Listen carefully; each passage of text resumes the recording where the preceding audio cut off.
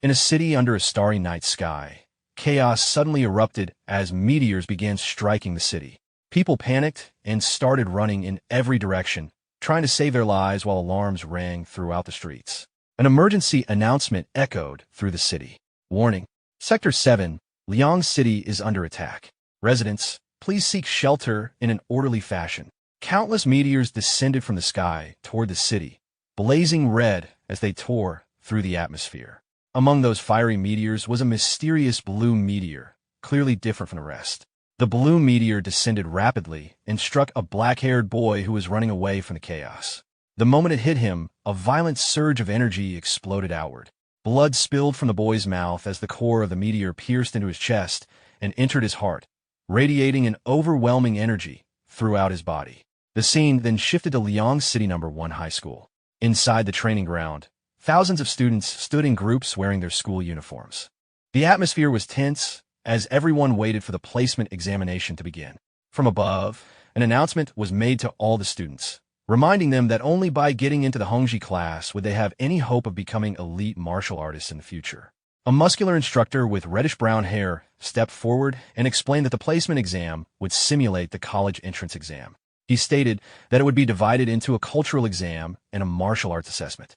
The total score would be 750 points, with cultural subjects accounting for 225 points and martial arts for 525 points. He encouraged everyone to apply what they had learned and do their best. His tone then became much harsher as he emphasized that only the top 10 students would be allowed to enter the Hongji class. He announced that the cultural exam would begin shortly and instructed everyone to enter the exam hall in order.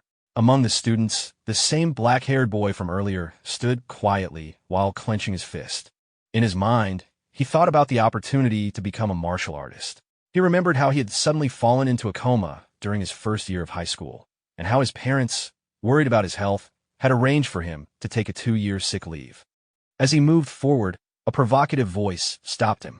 A group of bullies led by Fun Rue blocked his path and mocked him for appearing at the exam after being absent for 2 years due to illness. They ridiculed the idea that someone gone for so long would compete for the special class. Chen remained calm. Brushing Fun Rue's hand aside, he told them they should focus on passing the exam themselves before worrying about him, then walked away coldly, leaving them briefly stunned.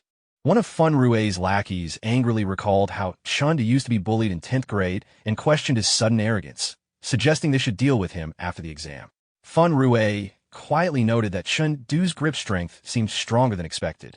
Another subordinate advised against causing trouble now, since being discovered would disqualify them from the exam. It would be better to wait for the martial combat section. The scene shifted to the examination room, where Chen Du sat at a computer ready to begin. Nearby, Fun Rue revealed a faint sinister smile as he considered that if Chen Du were accidentally injured during the combat exam, no one would question it. A quiet plan formed in his mind. Chen Du began the test as the first question appeared on the screen. The next question asked for a brief description of the world's background and the first day of the High Martial Era. This was common knowledge, and the history quickly replayed in Chen Du's mind. In the year 2842 of the Old Era, humanity discovered an extraterrestrial civilization, which soon launched an invasion of Earth. In response, humanity resorted to nuclear weapons. During the conflict, a colossal monster from outer space appeared with the intention of devouring the planet, triggering a total war involving all of humanity. The aftermath brought nuclear winter, and more than 5 billion people perished. Yet disaster also brought unexpected change. Under global nuclear radiation, the human body began breaking its natural limits and gradually evolved. On August 27, 2860 of the Old Era, the life force intensity of all adults reached level 2. This marked the birth of a new generation with extraordinary strength, known as martial warriors. They soon became humanity's primary force in the struggle for survival. With this transformation, the Old Era ended and a new age began, the High Martial Era. The exam continued with more questions about major historical events and influential figures. But to Chen Du, they were all basic knowledge. He finished the entire test quickly and confidently pressed the submit button. His expression remained calm because he knew the cultural exam posed no difficulty for him. As expected, he had achieved a perfect score. However, he felt no excitement. The illness that had kept him away from school for 2 years had not truly been an illness. Every night, he had been pulled into a strange space where the rewards he obtained awakened his mental energy, giving him the ability to remember anything at a glance and never forget it. Because of this, even after missing 2 years of classes, he still had the confidence to take the exam. Even so, he clearly understood the situation. No matter how perfect his cultural score was, it only counted for 225 points. The martial combat exam would determine the outcome, so he returned home to prepare. When he arrived, Chen called out that he was back. His father, a burly man working in the kitchen, responded cheerfully that dinner was almost ready. His little sister ran out to greet him and nearly tripped, anxiously reminding him to be careful not to drop his exam admission slip. Dinner was simple but warm. The three of them sat together at the table in a relaxed atmosphere. During the meal, his father suddenly took out a small bottle of medicine and asked if Chen knew what it was. Chen recognized it as qi and blood powder and asked where his father had obtained it. His father laughed and placed some food in Chen bowl, explaining that since Chen was about to take the special class exam, he had bought the qi and blood powder to help improve his score. Deeply moved, Chen quietly said that even without these things he could still pass the exam. His father simply rubbed his head, offering quiet reassurance. His father gently told him not to overthink things. Even if he could not become a martial warrior himself, their family could still support Chen and his sister in pursuing that path. He simply needed to eat well and train properly, and they would find a way to manage the expenses. Hearing this, a strong sense of resolve formed in Chen heart. He clearly understood the sacrifices and expectations his family had placed on him. Back in his room, Chen sat quietly in thought. A single bottle of qi and blood powder cost tens of thousands of yuan, yet his family was far from wealthy. In this world, those who failed to become martial warriors could not even guarantee their own safety. With the martial combat exam scheduled for the next day, he reminded himself that he had to give everything he had. Sitting cross-legged on the bed, he prepared to enter that mysterious space again. As his consciousness slowly sank into darkness, he soon opened his eyes inside the familiar world filled with ice and glittering crystals. Ever since his coma, he had entered this crystal space every night while asleep. Around him, the shadows of monstrous creatures growled and moved restlessly, ready to attack at any moment. His mission was always the same. Numerous monsters would attempt to destroy the central crystal, and he had to fight to protect it. If the crystal was destroyed, he would fall into a coma for the entire following day. However, there was a strange rule. If he died while protecting the crystal, he would quickly wake up in the real world full of energy. In the beginning, because he was afraid to risk his life, he often failed and remained in a coma. Only after discovering the rule that death meant rapid recovery did his progress begin to improve. Each time he successfully defended against a wave of monsters, his mental energy increased, granting him extraordinary memory and strong comprehension. This was the reason he could achieve perfect scores in his studies. A system notification appeared, announcing a 30-second countdown before the next wave of monsters arrived, along with a note that rewards would only take effect the first time a defense was completed. Chen remained calm. As the monsters surged forward, he charged directly into them, striking with precise and decisive movements. His sword techniques flowed smoothly as his body moved through the enemies, every swing leaving sharp trails of light. After eliminating the final monster, he landed lightly on the ground, calm, yet carrying a quiet killing intent. Though a few wounds covered his body, Chen exhaled in relief and opened his status panel. He believed his current strength might still be insufficient to enter the special class and become an elite martial warrior. He had already defended against many waves of monsters. Just then, the system sounded another alert. A system alert announced that the fifth wave of monsters was about to arrive and instructed the player to prepare. Chen gaze sharpened as he readied himself for the next challenge. A gigantic red dragon soon appeared, releasing a thunderous roar before unleashing a stream of destructive flames. Chen immediately focused. Without hesitation, he gripped his sword and rushed forward like an arrow through the sea of fire. Evading the scorching flames, he closed the distance and began attacking the dragon's scales. Moving quickly across the dragon's back, he searched for its weak points while maintaining his balance. The battle was intense. Enraged, the dragon roared and swept its massive tail toward him, creating a powerful gust. Relying on his experience, Chen flipped through the air and narrowly avoided the strike. After experiencing countless deaths in this space, he had gradually learned the dragon's attack patterns and rhythm. Blue energy gathered around his body, as he prepared to counterattack. Chen released his strongest technique, the flowing light sword art. A brilliant wave of sword energy shot toward the dragon's head, triggering a violent explosion that blasted both of them apart. Their strength appeared evenly matched. During a brief lapse in focus, Chen was struck by one of the dragon's attacks and clutched his arm in pain after landing back on the dragon's body. He reproached himself for being careless, though he realized the injury was not serious. The experience gained from countless previous failures allowed him to endure the impact. The dragon roared again and turned its massive head toward him, preparing another attack. Chen steadied himself, forcing his mind to remain calm. With renewed resolve, he lunged forward and launched another assault. The enormous dragon towered above him, but Chen remained composed. Using his speed and agility, he moved swiftly through the air, avoiding the dragon's attacks and closing in repeatedly. Sweat ran down his face as he maintained relentless pressure. When the dragon released another torrent of flames, Chen anticipated it and leaped into the air to avoid the attack. Recognizing the advantage of his smaller and more agile body, he seized the moment and struck. His blade pierced the dragon, drawing a roar of pain as blood burst from the wound. Gathering his remaining strength, Chen delivered a powerful slash aimed at ending the battle. The strike echoed through the spiritual space as he forced the dragon downward. With another decisive blow, he slammed the creature into the ground, the impact shattering the surface beneath it. As the dust settled, Chen stood before the defeated dragon. Its massive body lay motionless, while his sword remained embedded in the ground, marking the end of the hard-fought victory. A system notification appeared, congratulating Chen for successfully defending against 5 waves of monsters. As a reward, his spiritual power increased, and he obtained a new technique called the Immortal Contemplation Method.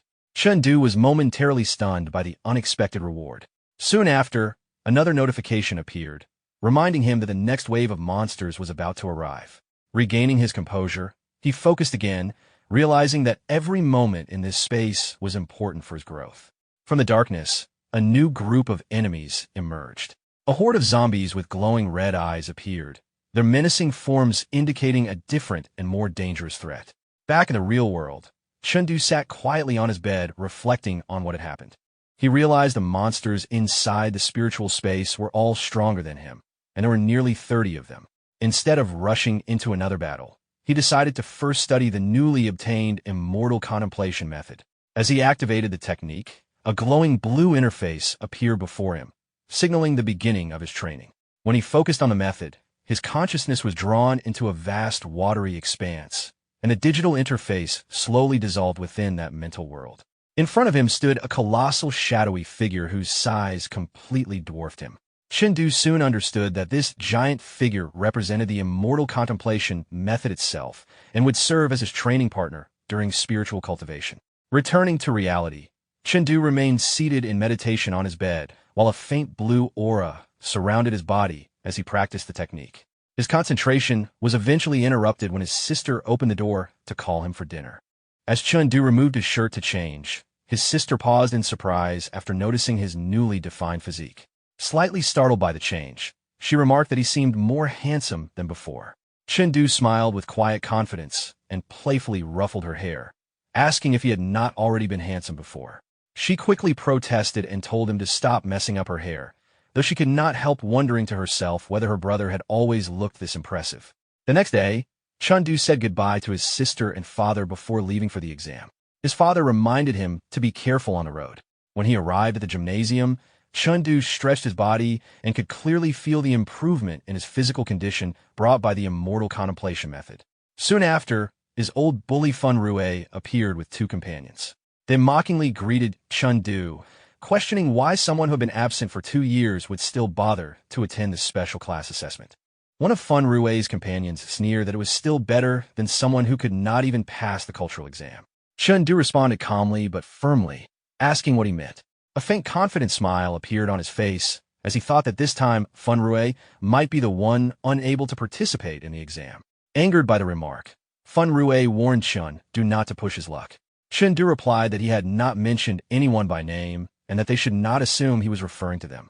The tension grew until a young man with short black hair, a friend of Chen stepped in to calm the situation and reminded them that the assessment was more important. As Fun Rue and his group walked away, he turned back and left a final warning for Chen Du to wait and see what would happen. After they left, Chen Du's friend grabbed him anxiously and said that he was in trouble. However, Chen Du remained calm and assured him that he could handle whatever came. His friend then explained that things were different now, especially after Chen Du had been absent from school for 2 years. Chen Du's friend explained that Fun Rue had become arrogant because his uncle had recently become the director of the school's academic affairs office. He also mentioned a rumor that the director had secretly leaked this year's martial arts exam questions to Fun Rue. Hearing this, Chen Du narrowed his eyes and realized he might have to remain cautious in case Fun Rue attempted to cooperate with the teachers. Before they could continue discussing it, an official announcement interrupted them. The martial arts exam would consist of 2 parts, a strength test followed by combat duel. Students were instructed to proceed to their assigned areas for the strength test. Chen Du's friend commented on his calm expression and told him not to overthink things before reminding him to get in line. The first test was a strength assessment. Each examinee had to strike a punching bag with full force, and the student with the lowest score in each group would be eliminated immediately. The surrounding students quietly discussed how strict the rule was. As a small drone camera hovered nearby, Chen Du calmly analyzed the situation. Knowing there was still a combat duel afterward, he decided conserving strength was important. With that strategy in mind, he clenched his fist as a faint blue aura gathered around it. His plan was to rely on speed rather than waste energy. Nearby, Fun Rue cracked his knuckles as a sinister red aura surrounded him. He arrogantly declared that strength was what truly mattered. The first group's assessment began. A clear contrast appeared between Chen Du's calm focus and Fun Rue's confident expression. Fun Rue launched a powerful punch, his arm wrapped in swirling red energy as it struck the target. The punching bag trembled under the impact, and the force created a shock wave that scattered dust and debris, even causing Chen Du, who stood some distance away, to stagger slightly. Fun Rue's companions immediately cheered, praising his strength and calling him impressive. One of them remarked that Fun Rue's power was close to 1400 Jin and pointed toward Chen Du, suggesting someone would soon be eliminated. At that moment, a flash of purple light appeared as another fist struck the bag. The surrounding crowd gasped in surprise. Fun Rue turned back in disbelief as the result appeared. A punch of 1500 Jin achieved with a life force intensity of only 5.1. Students began murmuring in astonishment, wondering which class Chen Du belonged to and why his name had never appeared among the top 50 students the previous year. In the school office, Teacher Ling reviewed the results of the morning test. According to normal standards, a life force intensity of 5.1 should only produce about 1,000 Jin of punching power. Yet this student had reached 1,500 Jin. He wondered how someone from a regular class could display strength that surpassed even students from the elite classes. He suspected that the explanation might lie in Chen Du's martial arts technique rather than raw strength alone. Teacher Ling instructed his assistant to gather all available information on the student named Chen Du. After reviewing the file, his curiosity turned into surprise. Chen Du, who had been absent for 2 years, had already achieved a martial arts proficiency of 55%, and Teacher Ling suspected that it might now be even higher. Meanwhile, Chen Du remained calm despite causing a stir during the test. Observing the situation, Teacher Ling quietly decided to watch him closely during the afternoon practical combat exam. The scene then shifted to the vast, empty arena where the practical battles would soon take place. Bright lights illuminated the arena, creating an atmosphere of anticipation as students gathered for the combat assessment. Standing before them with a list in hand, Teacher Ling officially announced the start of the duels and instructed the students whose names were called to step forward. The first matchup was announced: Chen Du versus Fun Rue. Chen Du stepped onto the stage with a calm and focused expression, while Fun Rue approached with a confident and arrogant grin. Around the arena, students began discussing the match. Although many acknowledged Chen Du's impressive strength test score, most believed Fun Rue would win since real combat relied more on martial skill than raw power. At the center of the arena, Fun Rue stood armed with 2 polearms. He mocked Chen Du, dismissing the earlier incident between them as luck and warning him that he would not be so fortunate this time. Chen Du remained composed and replied calmly, expressing hope that Fun Rue could maintain his confidence for a little longer. The duel began immediately.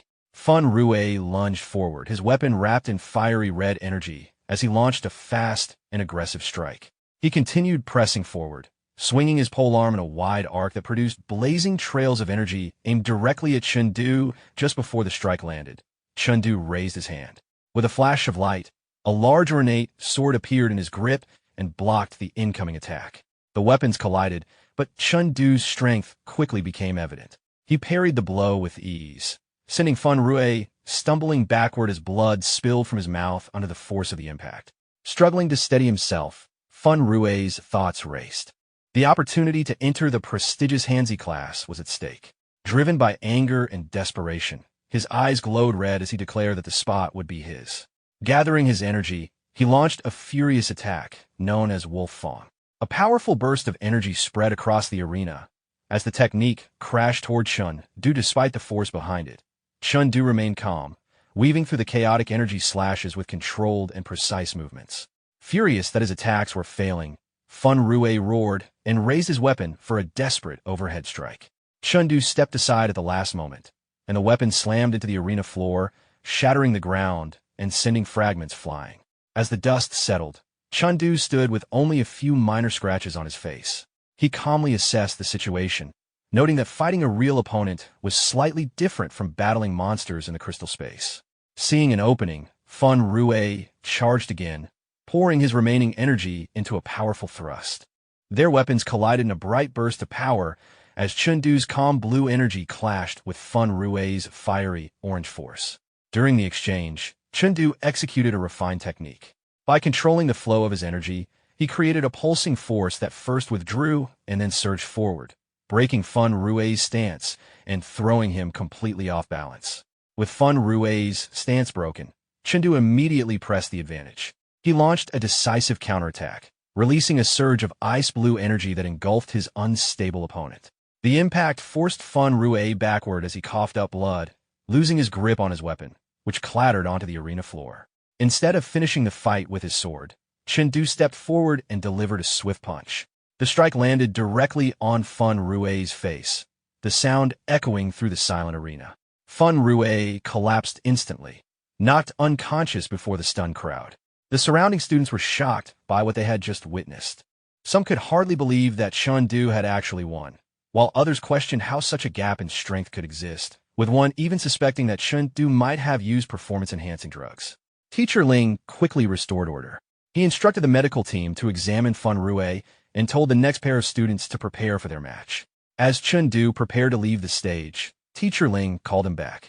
Chen approached respectfully and bowed, apologizing that he had failed to control his strength properly during the fight. Teacher Ling reassured him that injuries were common in combat and advised him to be more careful next time before telling him to go home and rest. Internally, however, Teacher Ling was deeply surprised. Although Fan Rui had been heavily injured, Chen had emerged without a single scratch. To him, this was not simply a victory, but a complete domination caused by a large gap in martial skill. After Chen left, Teacher Ling turned to his assistant Wang Kai and, recognizing the importance of what he had seen, instructed him to contact the headmaster immediately. Wang Kai confirmed the order at once. Later, walking through the quiet school corridors, Chen reflected on the day. It was still early, and he knew his father and younger sister would not return home for some time. He soon arrived at a training room that contained a virtual combat cabin. Although he could not afford private combat training, the school provided these virtual cabins for students. By entering the system, they could be matched with opponents of similar strength and fight in a simulated arena. Chen thought about how most of his recent training had been focused on battling monsters in the mysterious crystal space. Because of that, he had rarely participated in virtual battles, leaving his rank at a relatively low bronze level. As he prepared the machine, his thoughts returned to the earlier duel. After such a humiliating defeat, Fan Rui might use his connections to cause trouble, possibly interfering with his chances of entering the elite Hanzi class. Looking at the open training pod, a plan began to form. The results of virtual battles were recorded on the Blue Star Youth Leaderboard, also known as the Genius List, a ranking so prestigious that even many Hanzi class students struggled to appear on it. With determination, Chen stepped into the virtual cabin and closed his eyes, preparing to carry out his plan. He would fight his way up the Blue Star Youth Leaderboard. Chen realized that by achieving a high ranking, he could secure his place in the Hanzi class through merit alone, bypassing any possible political interference. As the virtual combat cabin activated, his avatar appeared in the digital world, wearing a hoodie with bunny ears. Inside the virtual space, Chen accessed the holographic interface. Since gaining access to the crystal space, he had rarely used the virtual cabin, so he decided to begin with a warm-up match. To conceal his identity, his avatar materialized wearing a comical pig mask. Standing in the empty white arena with his sword in hand, Chen looked around and wondered where his opponent was. A female voice suddenly mocked him from behind and above, commenting that his reaction time was too slow. Before he could even turn around, a purple-haired girl wielding dual daggers descended from above and launched a surprise attack. Chen's avatar was immediately forced onto the defensive. The mysterious girl followed her ambush with a powerful kick, giving him almost no time to react. Although he was knocked slightly off balance, Chen managed to block the strike. The girl smirked and remarked that his reaction was decent. Holding her daggers ready, she reminded him that this was not a school test, and she would not politely wait for him to prepare before attacking again. Chen steadied himself and raised his sword as blue energy gathered around him. Admitting his earlier mistake, he warned that he would not give her another chance for a surprise attack. When the girl rushed forward again, Chen moved with great speed and created an afterimage. Her blades sliced through the illusion while her momentum carried her forward, striking only empty space. Taking the opportunity, Chen launched a counterattack using the Azure Dragon Point Pierce. However, the girl easily deflected the strike. Calmly observing his technique, she pointed out that he was using a piercing move like a basic sword slash, questioning whether he truly understood the technique. Effortlessly blocking his attack, she offered a brief piece of advice. The 4 forms of the flowing light sword art, she explained, should not be rigid. One should focus on the essence of the martial art rather than simply following its forms. Her words immediately triggered a realization in Chen behind the mask. His eyes widened as he considered why sword techniques needed to remain confined to fixed forms. While reflecting on this insight, he also wondered how she had recognized his sword style. But his brief distraction proved costly. The girl instantly appeared behind him and warned him not to lose focus. Chen was shocked by her speed, realizing he could not even clearly follow her movements. With her daggers raised, she stood behind him and remarked that he had been careless.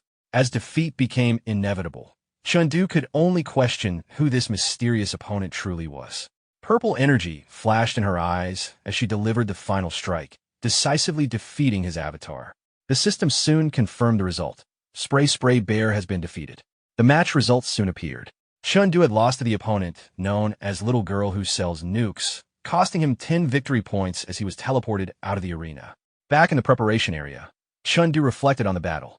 His mask was now broken, and the girl's advice echoed in his mind. He should think more about the essence of the martial art itself. As he stared at the system interface, a realization gradually formed. Among the 4 forms of the flowing light sword art, the only technique he had not fully mastered was Azure Dragon Point Pierce. As he reconsidered it, he understood that although it was a piercing move, its true nature resembled an assassin strike. Until now, he had been fighting too directly and honorably.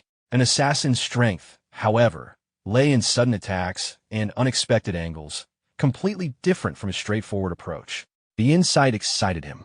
Wanting to test this new understanding immediately, Chen queued for another match. This time his opponent was a large, muscular fighter wielding a heavy chain weight. Chen sighed slightly at the contrast, going from a cunning opponent to a brute force fighter. As the match began, the brute hurled the chained weapon forward. Chen advanced with blue energy surrounding him, prepared to face the attack directly, believing his superior martial skill would give him an advantage. However, the opponent quickly launched a wide-area attack called drawing a line on the ground, forcing Chen to adjust his approach. Chen evaded the strike and responded with a sweeping sword technique known as Golden Geese across the sky. The opponent scoffed, criticizing Chen for using the sword improperly and warning that a slightly higher skill level did not justify reckless attacks.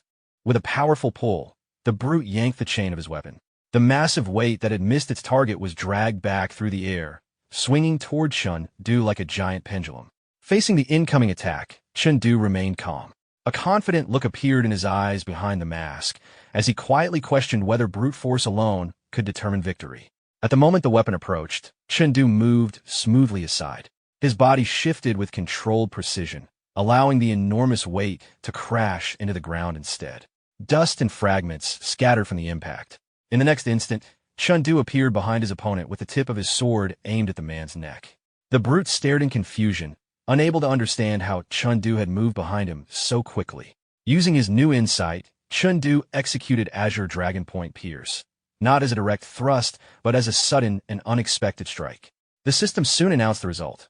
Chen had defeated Wang Dekui, earning 10 victory points. Standing quietly after the match, Chen held his sword and reflected on the battle. It was the first time he had used Azure Dragon Point Pierce in the way it was truly intended. Deep in thought, he began considering a more fundamental question revealed by the fight. What was the true nature of a sword? Gradually, an understanding formed. Martial skill was not simply about precise movements. True mastery lay in endless variation.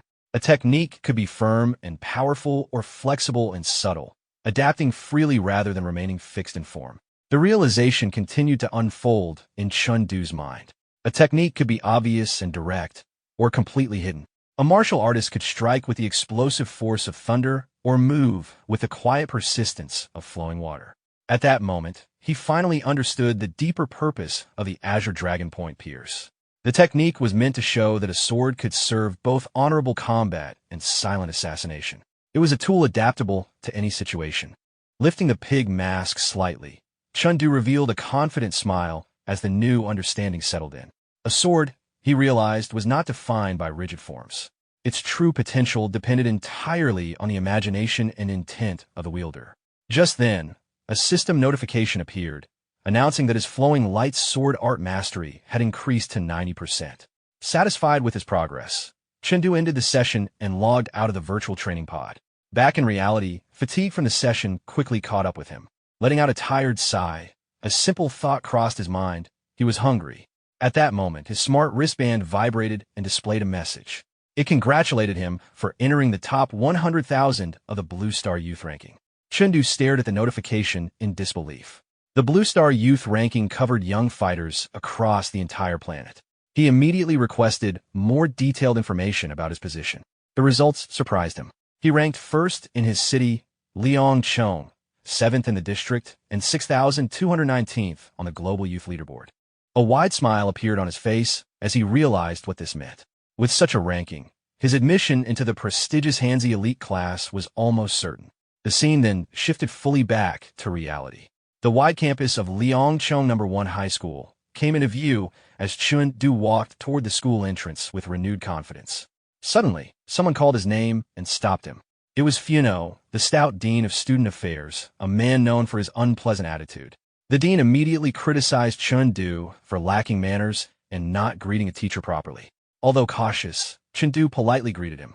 Nearby, students began whispering among themselves, noticing the disciplinary armband the dean wore. The dean continued pressing Chengdu, announcing that he was responsible for inspecting student appearance and questioning what Chengdu was wearing.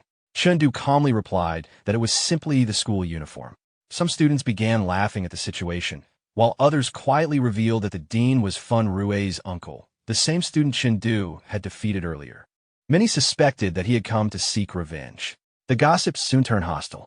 One student claimed to have heard that Chengdu only won his previous match by using banned drugs, while another expressed disappointment, saying they had believed Chengdu's strength was genuine. As the rumor spread, the crowd's attitude began to shift against him. Dean Funo, clearly holding a grudge, began poking Chengdu with a disciplinary stick, criticizing everything from his hair to his posture as unacceptable. Despite the open hostility, Chengdu remained calm and simply questioned the dean. Chengdu calmly pointed out that his clothing fully complied with school regulations and asked which part was considered unqualified, directly challenging the dean's accusation.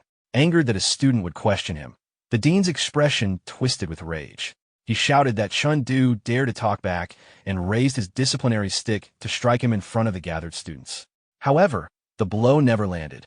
Chengdu caught the stick effortlessly, his expression cold and steady.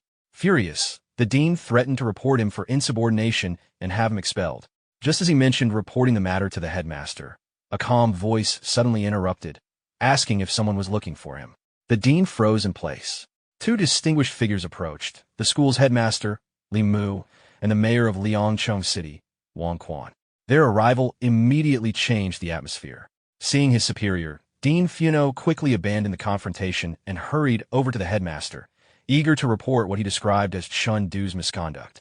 But Headmaster Li Mu raised a hand, silencing him before he could continue, clearly indicating that he already understood the situation. Ignoring the dean, the headmaster turned his attention to Chen Du and asked if he was the student named Chen Du. Surprised but composed, Chen Du confirmed his identity. The headmaster explained that they had come specifically to meet him and introduced Mayor Wang Quan. The mayor warmly congratulated Chen Du, remarking that after becoming #1 in the city and entering the top ranks of the Blue Star Youth ranking, he wanted to meet the young talent in person. The announcement stunned everyone present. Students who had been gossiping moments earlier stood speechless, and even Dean Funo was left frozen in disbelief. The revelation that Chen Du ranked within the top 10,000 of the Blue Star Youth ranking spread through the crowd, triggering immediate discussion. Many students quickly realized that with such strength, Chen Du would never have needed any banned drugs to defeat Fun Rue. The earlier rumors instantly collapsed. While the students continued whispering about Chen Du's ability, the teacher who had previously criticized him could only sit down helplessly, overwhelmed by the situation. Shortly afterward, Headmaster Li Mu and Mayor Wang Quan asked Chen Du to accompany them to the conference room to discuss an important matter. Chen Du agreed and followed them without hesitation. Outside the conference room, Chen Du walked alongside 2 other outstanding students. From his memories, he quickly recognized them as Lu Ba and Mac Loidak, 2 of the 3 top talents of Liangchong Martial Arts High School. The 3 students entered the room together where the mayor and the headmaster were already waiting. It was the first time the school's top 3 geniuses had gathered in one place. Although they were known as the strongest students in the school, they had never actually met before, leaving the atmosphere slightly awkward. The 3 students exchanged brief nods and greeting before falling silent. The meeting began quickly as Mayor Wang Quan went straight to the main topic. He explained that 100 cities within the Tuvan region would jointly host a large competition for graduating students. Each city would select 3 students based on their martial rankings as of 6 p.m. the previous day. The event, called the Battle of 100 Cities, would last 3 days and take place at a designated high school. Each participating team would be led by a martial artist of level 15 or higher. The rewards were considerable. The top 10 contestants would receive bonus points for the college entrance examination along with significant financial rewards, including at least 10 additional exam points and 100,000 yuan. Hearing this, Chen Du's expression grew serious. After explaining the conditions, the mayor asked the 3 students if they were willing to participate. Lu Ba first questioned why the competition would not follow a traditional arena format. The mayor clarified that the event focused more on real combat experience and warned that the competition could be extremely dangerous, even life-threatening. Despite the risks, Chen Du felt confident. Based on his current abilities, he believed he could rank within the top 20 of the entire region, and with continued progress, reaching the top 3 seemed possible. Mayor Wang Quan then reassured them not to place too much pressure on themselves. He described the event as an opportunity to gain experience and understand their standing among other talented students, even if they failed to reach the top 10. Without hesitation, Chen Du was the first to raise his hand and agree to participate. Soon after, Mac Loidak and Lu Ba also accepted. The mayor appeared pleased with their response and praised them as representatives of the younger generation. He then dismissed them, telling them to return to their classes while the departure time would be announced later. As Chen Du left the meeting, his real motivation became clear. He was not competing for fame, but for his family. If he could secure a position among the top 3, his parents would no longer have to work so hard to support the household. With that thought, his determination strengthened. He resolved to claim one of the top 3 places. Chen Du soon arrived at the classroom reserved for elite students. Immediately, he noticed a difference from ordinary classrooms. The desks here were not labeled with names. Unaware of the unspoken rules, he chose an empty seat and sat down. Trouble appeared immediately.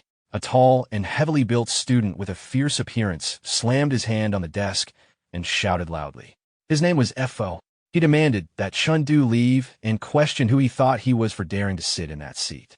Chen Du remained completely calm. He placed his hand on the desk and slowly stood up, ready to face the challenge. Standing directly across from the towering Fo, Chen Du showed no sign of backing down.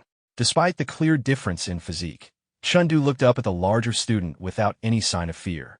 Inwardly, he found the situation somewhat absurd. Even in an era centered on martial cultivation, some people still relied on crude schoolyard intimidation. Just as the confrontation was about to escalate, a hand landed on Fo's shoulder. It was Mac Lloyd Dak, who calmly stepped in and explained that Chen Du was new and unfamiliar with the rules of the elite class. Chen Du felt a chill run down his spine. He had not sensed Mac Lloyd Dak approaching at all. From this alone, he realized that Mac Lloyd Dak's strength exceeded his own by a considerable margin. Recognizing the difference in ability, Fo had no choice but to step back. Trying to preserve some dignity, he muttered that Chen Du had only been spared because of Mac Lloyd Dak's intervention. After Fo left, Mac Lloyd Dak explained the rule Chen Du had unknowingly broken. In the elite class, seating positions were determined entirely by strength. Lu Ba continued the explanation, gesturing around the room. Every month, the elite class held a seat ranking battle conducted through real combat. The 10 lowest-ranked students would have to attend class standing for the entire following month. Chen Du was surprised by how intense the competition within the classroom was. Mac Lloyd Dak added that the rankings for the current month had already been finalized. Since Chen Du was a new student, he would need to claim a position through a challenge match. Hearing this, a thoughtful smile appeared on Chen Du's face. He asked whether the ranking offered any other benefits besides seating, since that would determine how much effort he needed to invest.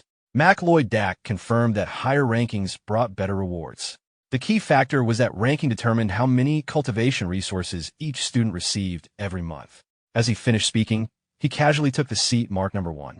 The mention of resources immediately caught Chen Du's attention. Realizing the opportunity, he decided he needed to aim as high as possible. With clear enthusiasm, he stated that the challenge was definitely worth attempting. At that moment, a teacher with pink hair and a red armband appeared at the doorway. He signaled for everyone to prepare, announced that class was beginning, and instructed the students to move to the nearby combat training hall. The scene shifted to the large combat hall where the elite class assembled in orderly rows. The teacher explained the rules to Chen Du. As a new challenger, he was allowed to issue up to 3 challenges, and his final ranking would be determined by the outcomes of those real combat matches. Without hesitation, Chen Du summoned his sword, stepped forward, and clearly declared that he wanted to challenge rank 10. His decision surprised the teacher, who had not expected the new student to aim directly for the top 10. The rest of the class immediately began discussing the bold challenge. Some students were skeptical, remarking that Chen Du seemed calm and straightforward, but had chosen a very risky target. Even the teacher privately doubted that Chen Du could succeed. The teacher admitted that although Chen Du's combat techniques were impressive, his life force intensity was still much lower than that of the other elite students. Because of this gap alone, challenging someone in the top 10 seemed nearly impossible. Chen Du, however, was not concerned. He knew that the resources given to rank 10 were 50% greater than those given to rank 11. Faced with such a difference, the risk was worth it. His opponent, Fo, stepped forward with a mocking laugh. Swinging his heavy war hammer, he ridiculed the newcomer for speaking boldly and warned him not to cry after being defeated. Chen Du remained calm and simply confirmed that Fo was ranked 10th. Fo responded with a vicious grin, saying that was correct and that Chen Du had chosen the wrong opponent. The teacher officially started the match and instructed Fo to put on protective gear before entering the arena. Watching from the side, the teacher believed that letting Chen Du experience a defeat might serve as useful training. In the center of the large combat hall, the two stood facing each other, Fo holding his massive war hammer and Chen Du gripping his sword. When the teacher gave the signal to begin, Fo, whose life force intensity had reached 6.2, arrogantly swung his war hammer in provocation. He clearly believed Chen Du was nothing more than an easy target. Chen Du remained motionless, calm, and focused. A faint current of spiritual energy surrounded him as he entered a composed state of combat readiness. His gaze remained steady, unaffected by Fo's taunts. To him, the battle had already begun before the official signal. Fo suddenly charged forward like a storm. The warhammer cut through the air and crashed downward with tremendous force as he declared that Chen Du was too slow. The watching students quickly began discussing the situation. In their view, even a difference of 1 level in life force intensity created a nearly impossible gap. Many believed Chen Du had already lost. Nearby, teacher Ling stared in surprise at the measuring device. Just the day before, Chen Du's life force reading had been 5.1, yet had already risen to 5.2 overnight. Meanwhile, Fo laughed confidently, convinced his powerful strike would end the match immediately. The hammer slammed into the ground with a loud explosion, sending dust and debris across the arena. But a moment later, Fo's expression froze. He realized he had missed. An uneasy chill ran through him as he sensed that Chengdu had already moved behind him. Chengdu stood firmly in position, his posture precise and controlled. He had not dodged in panic. Instead, he had waited for the perfect opening. He executed Azure Dragon Point Pierce. A sharp surge of Azure sword energy burst forward as Chengdu thrust his wooden sword.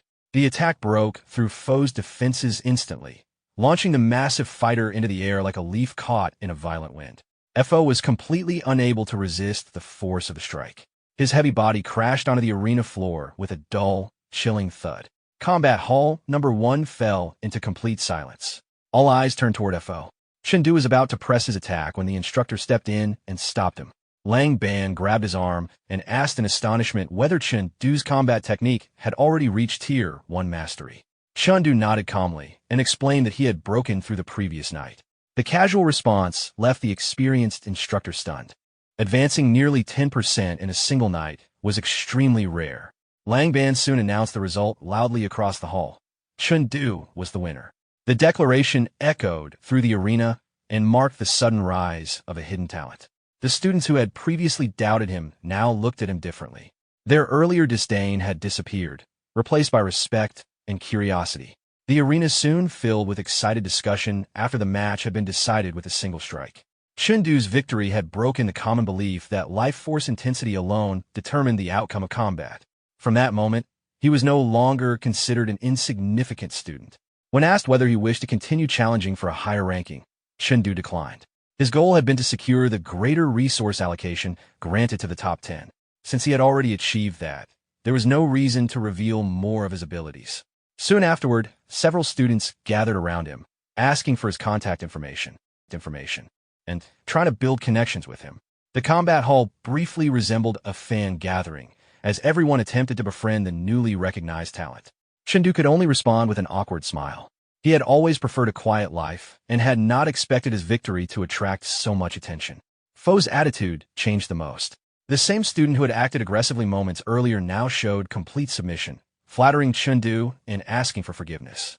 As the crowd gradually dispersed, Lang Ban quietly watched Chengdu leaving the hall.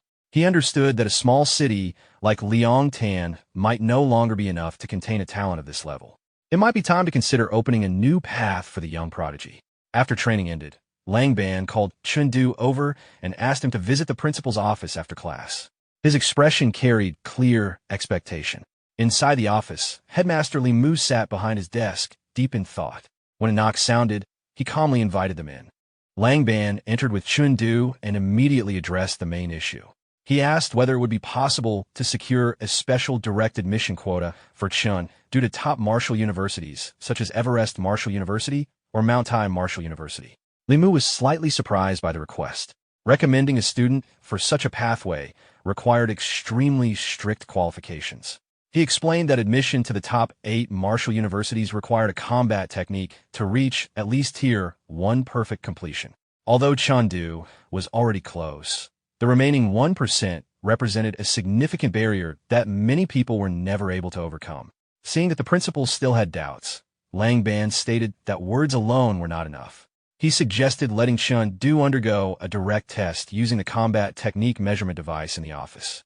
Li Mu agreed and pointed toward the testing mannequin, a device capable of measuring power up to the maximum limit of Tier 1 techniques. Lang Ban asked Chengdu to reproduce the strike he had used earlier during the match. Chengdu stepped in front of the mannequin and took a deep breath. As he focused his mind, the room fell silent. His gaze sharpened, releasing a strong pressure as he prepared to demonstrate his true ability before the 2 senior figures. He executed Azure Dragon Point Pierce. The strike moved like lightning. A surge of Azure sword energy burst forward, tearing through the air before crashing into the target with tremendous force. A sharp explosion followed as the energy detonated against the mannequin. The destructive power exceeded what was normally expected from a high school student. Li Mu stood motionless as he saw the head of the testing mannequin completely shattered. He had never seen a student produce such destructive force with a combat technique. Noticing the damaged equipment, Chengdu scratched his head and quickly apologized, saying he had not expected the machine to be so fragile. Lang Ban however, was extremely excited. He declared that Chen Du possessed the qualities of a natural combat genius. His instinct for decisive strikes and his precise control of power were exceptional. In both training and combat, Chen Du demonstrated a maturity far beyond his age, almost as if he had already experienced countless life-and-death battles. After witnessing the result, Li Mu was fully convinced. He announced that the school would prioritize all first-tier cultivation resources for Chen Du in addition. If Chen Du performed well in the upcoming competition, he would personally negotiate a special direct admission quota for him. Chen Du then raised a question about the real significance of this special admission path. Although he possessed great strength, he was not very familiar with the details of higher education. Lang Ban explained that under normal circumstances, students needed a life force intensity of at least 6.5 to have a chance of entering one of the top 8 martial universities. With Chen Du's current level, following the traditional examination route would be extremely difficult. However, through the combat technique admission pathway, Chen Du would only need to reach Tier 1 perfect completion 1 month before the entrance exams. If he achieved that level, prestigious universities would send instructors directly to the school to evaluate his abilities. Chen Du then asked whether he could choose a different university even after passing such an evaluation. He revealed that his real goal was Wang Shun Martial University, rather than the highest-ranked institutions. Lang Ban was surprised. In his view, although resources at elite universities were similar, their reputation and influence differed greatly. Choosing a lower-ranked university seemed unusual. Chen Du's expression gradually became serious as he recalled a painful memory. 6 years earlier, in Yanlai district of Huxi City, a sudden attack by the giant folk had completely changed his life. Although the city's defense forces and nearby regions rushed to assist, the enemy's overwhelming strength turned the battle into a brutal massacre. The memory of that disaster still lingered in Chen Du's mind. The attack had taken hundreds of thousands of lives and left the city in ruins, carving a deep and lasting scar in his heart. That was the reason he had chosen a university close to home. Speaking quietly, Chen Du explained that his only wish was to ensure the long-term safety of his family. By staying nearby, he would be able to reach them immediately if danger ever appeared again. A determined light appeared in his eyes as he added that if Liang Tan were ever threatened, he wanted to be the first person to stand and protect his family, preventing the tragedy of that year from repeating itself. Lang Ban remained silent after hearing his words. He understood that such thoughts usually came from people who had experienced the destruction of their home. For someone raised in a peaceful family, to possess such determination meant he was someone capable of carrying great responsibility in the future. Li Mu also observed Chen Du quietly, appreciating the young student's resolve. To him, a teenager with such clarity of purpose was rare and worthy of high expectations. Chen Du then explained that he hoped to keep the 2 top universities as backup options in case he failed to enter Wang Shun Martial University. However, the principal immediately shook his head and clarified that once a direct admission contract was signed, it would be binding without exception. Lang Ban placed a hand on Chen Du's shoulder and sincerely advised him not to risk his future too easily. If Chen Du achieved a strong result in the inter-city tournament scheduled for the following month, the opportunities from the most prestigious universities would become much greater. Chen Du responded with a calm smile and thanked both men for their advice. He said he would carefully consider everything before making a final decision. After leaving the office, Chen Du had already begun planning his next steps. The recruitment period would not begin until after the inter-city tournament more than a month later, so he decided to fully dedicate this time to rapid improvement. Instead of returning home, he chose to move directly into the specialized martial training room provided by the school so he could focus entirely on cultivation without distractions. To quickly increase his life force intensity, Chen Du headed toward the Martial Technology Research Institute, convinced that the medicine he needed could be found there. In the modern martial world, 3 major powers stood at the top and carried the future of humanity. The first was the Extreme Martial Hall, whose warriors fought on the front lines against dangerous extraterrestrial civilizations. The second was the Martial Technology Research Institute, which focused on improving human strength through advanced technology. The third was the Martial Artists Alliance, responsible for maintaining social order and public security. The founder of the Martial Technology Research Institute was Douglas, a figure regarded as the second strongest person in the current civilization, surpassed by only one individual.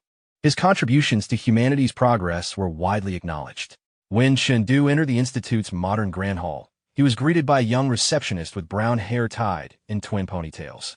She was polite at first, but her expression quickly turned to shock when Chen calmly requested 3 boxes of thunderclap chi blood pills. It was extremely unusual for someone his age to request such a powerful medicine. She explained that the pills could not be purchased directly. Anyone who wanted them had to pass an endurance assessment first. The medicine was considered the most effective method of enhancing chi and blood for those who had not yet officially become martial artists, but also carried severe risks.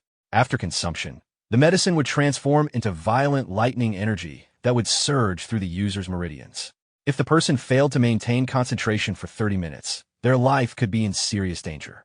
Because of this, she led Chen to a testing room to verify whether he could endure the process.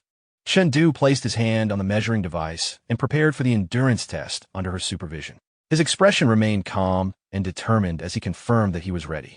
The receptionist activated the advanced control panel while Chen stood completely still, focusing his mind on the trial.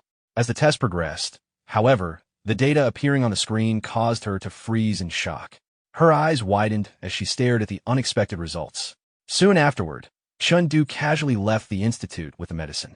The receptionist remained behind in confusion and quickly contacted the technical department, suspecting that the expensive endurance testing device must have malfunctioned. Back in his private training room, Chen studied the pills carefully. According to the instructions, an ordinary person could safely consume 1 pill per day, and even then no more than 3 pills within 10 days. Chen realized that the endurance test he had taken earlier only simulated about half the pain produced by a single pill. To him, it had felt like only a minor challenge. Determined to accelerate his progress as much as possible, Chen made a bold decision. He swallowed all 3 pills at once.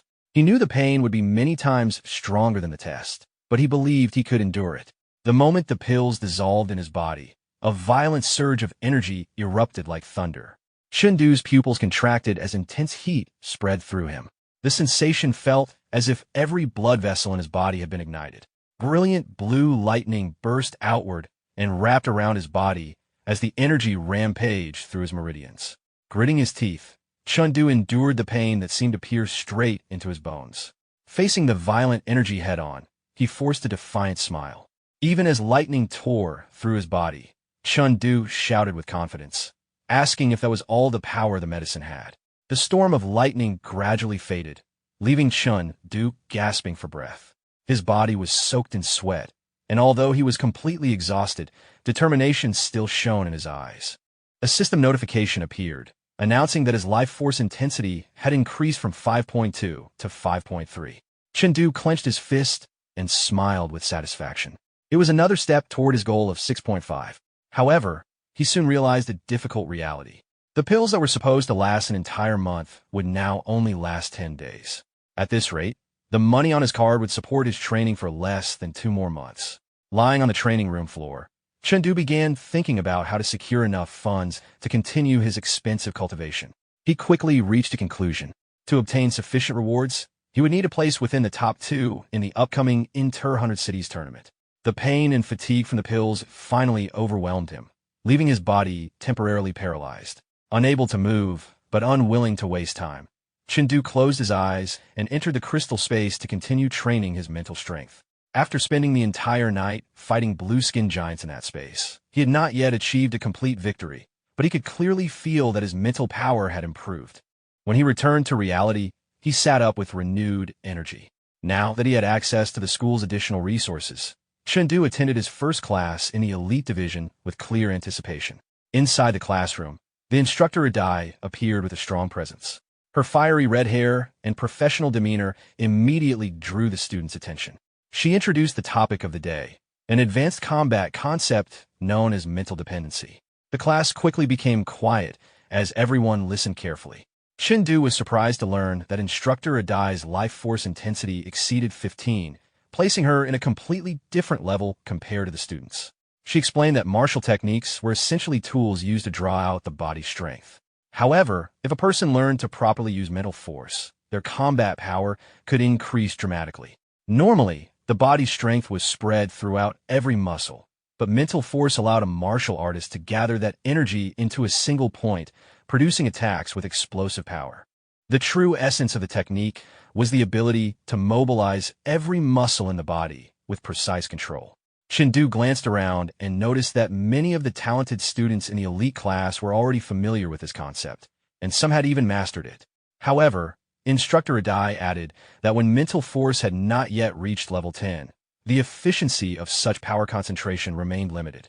For that reason, she advised the students to focus mainly on increasing their life force intensity to perform well in the upcoming college entrance examination. She then announced that she would test the students' current level of mental force and instructed everyone to stand up. As she spoke, she took out a short flute surrounded by a faint purple energy. At Instructor Adai's command, all the students stood up simultaneously. She explained that she would play a piece called Fatigue Melody, a sound-based technique that attacked the mind directly to test each student's endurance. Her gaze settled on Chen. Since he was a new student, she offered him the option to decline the test, explaining that the pressure might be too intense and that refusing would not affect his final evaluation. The unexpected offer left Chen momentarily surprised. Around him, the other students wore tense expressions as they prepared for the mental trial. He understood that the instructor believed his mental strength might be too weak and feared he could collapse immediately. However, Chen responded firmly that he would participate. Instructor Adai smiled slightly. She could see that his competitive spirit would not allow him to step back. Nodding, she raised the flute to begin the test and reminded the class to focus all their willpower to resist the melody, as it would push both body and mind into extreme exhaustion. The students steadied themselves, preparing for the challenge. As the flute began to play, a strange melody spread through the classroom. The sound waves formed a wave of purple spiritual pressure that filled the entire room. Chen looked up as he sensed the unusual energy gathering around him. Inside his consciousness, a gigantic purple silhouette gradually appeared and then suddenly moved toward him. Before he could fully process what was happening, the figure attacked with a powerful kick. Chen reacted immediately, raising both arms to block the strike. Although the impact was strong, he remained standing firmly in place. He realized that the technique functioned as a powerful form of mental hypnosis. Instructor Adai watched carefully and was surprised to see Chen endure the attack with such ease. To him, the pressure seemed no more troublesome than an ordinary challenge. Chen simply smiled faintly, as though the test was still not intense enough. Adai acknowledged that his mental strength was far greater than she had expected. Even so, she believed it was not yet sufficient and decided to increase the intensity to see how much he could truly endure. As the pressure rose to the next level, the other students immediately began to cry out. Many staggered as their legs weakened under the sudden strain, unable to withstand the powerful mental force. Adai observed calmly. The result matched her expectations, as most students had already collapsed at this level. Her attention returned to the one person still standing. Chen remained upright while waves of spiritual pressure surged around him. The other students looked on in disbelief and began whispering among themselves. They knew Chen came from a poor family and could not possibly afford expensive spiritual enhancement items. That meant his strength came purely from his own ability. In their eyes, he possessed not only exceptional martial talent, but also remarkable mental aptitude, a very rare combination. In another corner of the classroom, Fun Rue, whom Chen had defeated the previous day, watched with satisfaction. In his mind, the stronger Chen appeared, the more it proved that losing to him had not been shameful. A sharp cracking sound suddenly echoed through the classroom. The spiritual pressure had reached its limit, and something had finally given way. Everyone turned toward the source of the sound. The top student of the class, widely recognized as the most talented among them, had collapsed onto the floor. Even as he fell, his eyes remained fixed on Chen, disbelief evident in his expression. In his mind, he could only think that if Chen had been born into a wealthy family with better resources, he might already have been qualified to enter one of the top universities. Instructor Adai was equally shocked. The class's strongest student had fallen at level 6, yet Chen was still standing under level 7 pressure. Determined to test his limits, she raised the intensity directly to level 8. Chen gritted his teeth as the pressure finally began to weigh heavily on him. The surrounding energy grew more violent, and within his mind the purple silhouette expanded again, becoming far larger and more imposing, towering like a mountain. The struggle was no longer easy. Chen began swinging his arms instinctively, resisting the invisible yet powerful attacks pressing toward him. Slowly, he was forced backward under the overwhelming force. It felt as if an enormous weight was crushing every part of his body.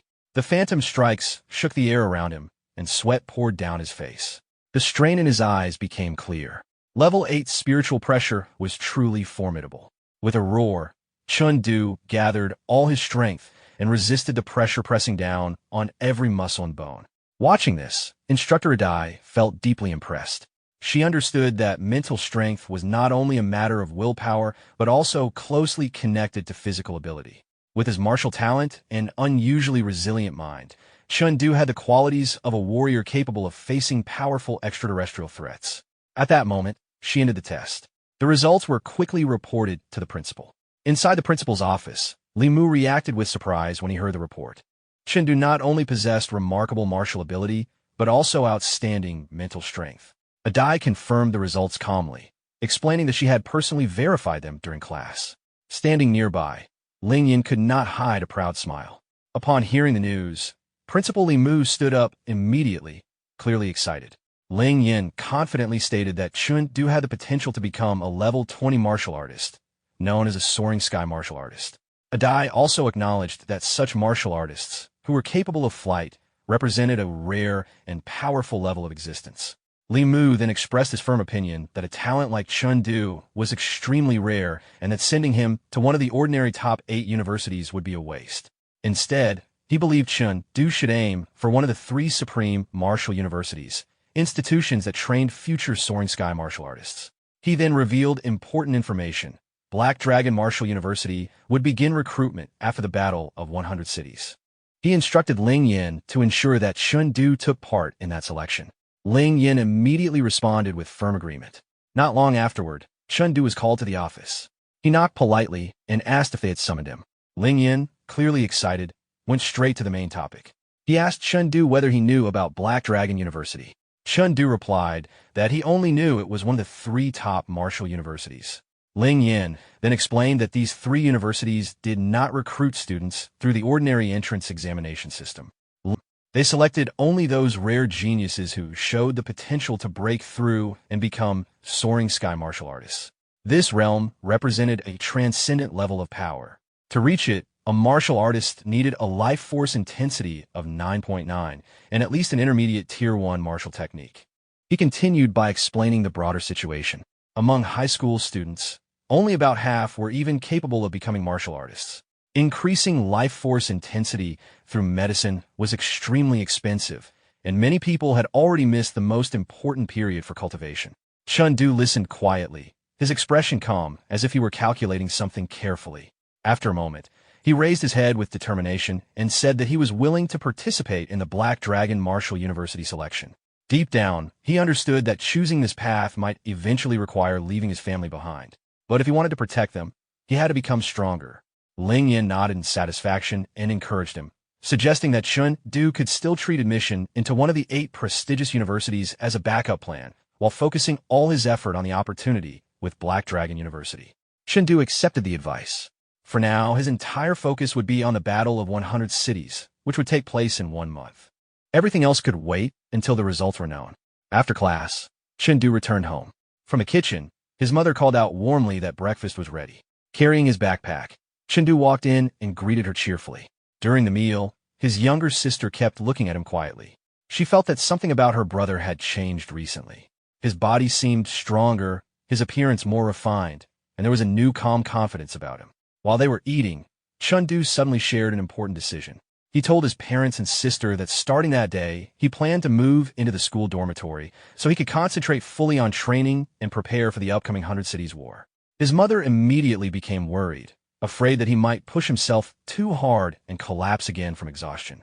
His sister was also surprised, pointing out that dormitory assignments were normally decided at the beginning of the school year. Chen reassured his mother with a smile. He explained that the school had already allocated special resources for him, and that he would not train recklessly like before. Students in the special class were each given access to a private martial training hall along with a resting area that allowed them to train and recover properly. Unlike his mother, his father strongly supported the decision. Encouraging Chen, he told him to continue moving forward and to ask the family for help whenever he needed it. With his family's support, Chen felt more relaxed. After finishing breakfast, He prepared to leave for school. The whole family walked him to the door, and his mother reminded him to take good care of himself. His father called out encouragingly for him to do his best, while his younger sister jokingly told him to win first place and bring it home. After leaving home, Chen went straight to school. When he arrived at his martial training room, he saw the cultivation resources that had just been delivered: 90 bags of blood vitality milk, 30 blood vitality pills, and 4 packs of T-fold blood vitality powder. Looking at them, he could not help but sigh. Martial cultivation was clearly an expensive pursuit. These supplies alone were worth at least 50,000 yuan. For Chen, however, the sight only strengthened his determination. Clenching his fists, he resolved that from now on, aside from attending classes, he would devote all his time to training. Soon he stood inside the training chamber and issued a command to the AI system. Xiaoshan, increase gravity to 5 times normal. The mechanical voice responded immediately that the command had been accepted. A powerful pressure descended instantly on Chengdu's body. He gritted his teeth as he endured a weight comparable to several elephants pressing down on him. Training under such extreme gravity while fighting a combat robot was extremely dangerous. The system announced the start of the 4th training round, and a combat robot with glowing red eyes appeared before him. The robot rushed forward and launched a heavy punch. Chengdu raised his sword to block, but he knew that in such intense gravity, even a slight mistake could tear muscles or break bones. Instead of receiving the blow directly, he carefully redirected the attack and deflected it aside. The AI system analyzed the movement in real time and reported that the evasion had succeeded, though his energy consumption was too high and unnecessary movements should be reduced. Hearing the analysis, the robot changed tactics. It attacked from above and below at the same time, blocking Chengdu's normal escape routes. Although cornered, Chengdu smiled. If he could not dodge, he would make the robot bear the same gravity. He grabbed the robot's arm, gathered his strength, and executed a forceful throw. The robot crashed onto the floor, smoke rising from its head. However, the machine had one final function. Its arms suddenly extended like elastic and shot forward in a straight punch toward Chengdu. Caught by surprise, Chengdu was knocked back. Realizing the training had reached its limit, he quickly ordered the system to cancel the gravity field, admitting that he needed a break. After the session ended, Chengdu sat down and let out a long breath. His body had reached its limit. Instead of resting completely, he decided to use the immortal banishment visualization method to strengthen his mental power while allowing his body to recover. Closing his eyes, his consciousness entered the familiar mental space. He walked across a calm, mirror-like surface of water, while beneath that surface stretched a crimson world filled with countless grotesque, watchful eyes. Tensing his mind, Chengdu focused inward and drew all the accumulated spiritual experience points toward himself. A surge of energy flowed through his body. After meditating for some time, he slowly exhaled in relief. His mental power had increased by 0.3 levels. However, when he tried to stand up, a sharp tingling sensation ran through his spine. He had remained seated for too long, and his legs had gone numb. Chengdu muttered quietly to himself. His mind was exhausted, and his body had not yet fully recovered. Feeling completely drained, he decided that the best option was to rest. Leaning back, he lay flat on the floor and quickly fell asleep. Not long afterward, Chengdu opened his eyes again. His gaze was clear and focused. Without hesitation, he entered the crystal space, the simulated environment used to train martial techniques. His feet touched the ground of the virtual realm as he prepared himself for combat. In front of him, several giants appeared. The last time he had faced them, he had not understood their weaknesses and had failed to defeat even one. Now, however, he was confident he could try again. Resting his sword on his shoulder, Chengdu's presence was noticeably different. He had realized that the green spots on the giants' bodies were not markings, but healing energy cores. The giants roared and charged toward him. Chengdu calmly analyzed the situation. Aside from those glowing cores, the creatures were little more than moving targets. He rushed forward, immediately noticing the improvement in his control after the intense gravity training. His body felt light and agile, allowing him to slip past the giant's heavy strikes with ease. Seizing the opportunity, he struck decisively. His sword cut directly into one of the glowing green points. With a single slash, the massive giant shattered and disappeared. Chengdu stood quietly, observing the remaining giants that had momentarily frozen in place. The lightness of his movements filled him with excitement. He thought that after some rest, he would return to the gravity training room. At this pace, entering the top 3 of the 100 Cities tournament no longer seemed impossible. Time passed quickly, and the day of the 100 Cities tournament finally arrived in the coastal city of Haitan.